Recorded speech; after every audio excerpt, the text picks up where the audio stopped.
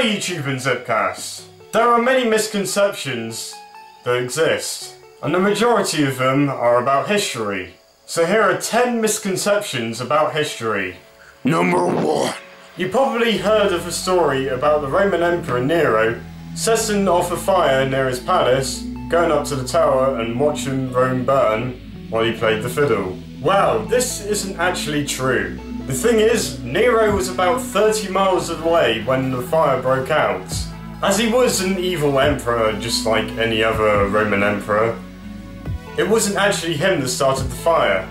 It was his political enemies. Who do we have to blame for this misconception? It was actually writers and artists about 1,000 years later that actually came up with this misconception.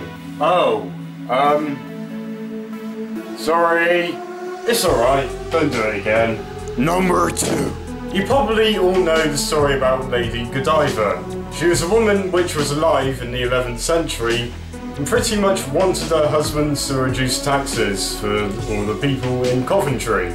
He said that he would only reduce taxes if she rode naked on a horse through Coventry. Well, according to the misconception of this, she rode naked on a horse through Coventry. Well, this isn't true either, as it is true that Lady Godiva wanted her husband to reduce taxes. There's no account of this naked ride actually happening, and it was again artists and writers. If you do this one more time, I will literally kill you, okay? Okay? Alright. Okay. Number 3. What's the first thing which you think of when you hear the word Vikings? Usually for the majority of people, it is someone wearing a horned helmet. Well, this isn't true. Wearing a horned helmet in a battle in the 10th century is pretty much wearing a load of red and painting yourself red and aggravating a bull. Even though that's probably a misconception as well, that the colour red actually makes a bull angry. Just think about it. If an enemy has a sword, then he can easily knock off the helmet with the horns. Or if a helmet has some form of strap, then they can pretty much grab the horn and pretty much slit their throats. It is actually artists and writers again from the 19th century. Please don't kill me. Please don't. Okay, you got one more chance, okay? No, I will literally kill you next time. Alright, okay. Okay. Number 4. You've probably heard many different stories about the Spanish Inquisition being inhumane. Well, this isn't true, but mainly because of the time era. Many historians now believe that they're probably the most humane and fair court at that time in Europe. There are actually cases of people trying to get out of state prisons going to the Inquisition prisons. Who do we have to blame this time for this misconception? Well, Protestants. You escaped this one time, okay? Number 5. For the majority of people, when they think of Napoleon, they think of a general who was 5'2". As it was true that he was actually 5'2", he was 5'2" in French inches. At the time, French inches were bigger than English inches. I don't know why.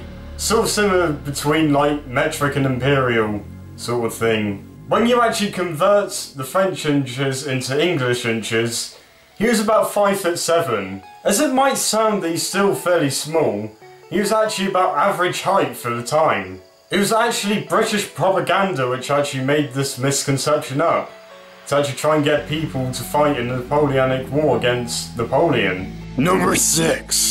There are many misconceptions about the story about Christopher Columbus. The most used story states that he was the only one which thought that the Earth was round. So he decided to sail to Asia to prove everyone's theory wrong, that the Earth was flat. Well, again, this isn't true. There's actually knowledge of the Earth being round for about 6,500 years before Christopher Columbus even set sail. There was even an ancient Greek mathematician called Eratosthenes who estimated the circumference of the Earth. Christopher Columbus thought that the Earth was actually pretty small compared to other estimates. That's why he thought that he could sail from Europe all the way to Asia. Even stories of him being the first European to set foot onto the Americas is false. as the Thornless Vikings actually beat him by about 500 years. Number 7. Most likely, if you're in America, or maybe even other parts of the world, you were probably told that the Emancipation Proclamation freed all slaves in America. Well, this is false. It's actually only applied to the states which are actually rebelling against the Union. And they were actually for slave trades. So pretty much, it was pretty pointless. That's sort of like telling Kim Jong-un to not attempt to nuke America. He's just not going to listen. Number 8. You've probably most likely heard something about life expectancy being really low and barely living up to the age of 40 in most ages of history. As it was true that the overall life expectancy was about 40, they also included infant mortality rates. If you lived past your childhood then, you're most likely able to live up to the age of about 60. Number 9. You most likely use this excuse when you failed a test. Oh well, Einstein failed maths. Albert Einstein was really good at maths. Many people said that he mastered differential calculus when he was about 15. As it is true that he failed to get into a university course, he's about 2 years younger than anyone else actually taking the test to get into the course. Number 10. This final one is about the Disney of inventions, Tom Edison. You have probably heard before that he invented the light bulb, but actually there are about 20 other people who made designs for the modern light bulb. He pretty much bought the patent for it and made it suitable for the market, just like his other inventions. So there you go, 10 misconceptions about history. Hopefully that informs you and you can inform other people that they are misconceptions. And yeah, I'll see you in the future.